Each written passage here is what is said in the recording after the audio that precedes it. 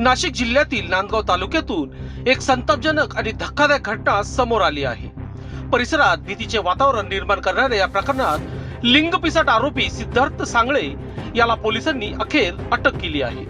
मिळालेल्या माहितीनुसार आरोपीने यापूर्वीही पीडित अल्पवयीन मुलीची छेड काढली होती।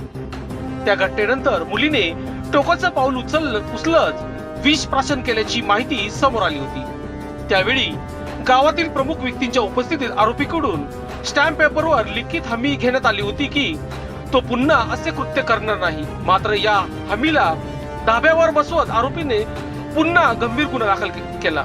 घटनेच्या दिवशी पीडित मुलगी घरी एकटी असताना आरोपी घरात घुसला आणि तिच्याशी गैरवर्तन करण्याचा प्रयत्न केला। मुलीने आरडाओरड केल्याने आरोपी मोटरसायकलवरून घटनास्थळावरून पसार झाला।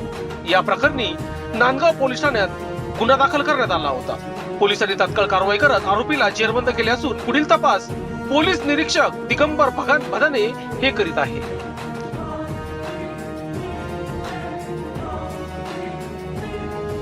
लोकशास्त्र न्यूज साठी विशेष प्रतिनिधी नांदगाव।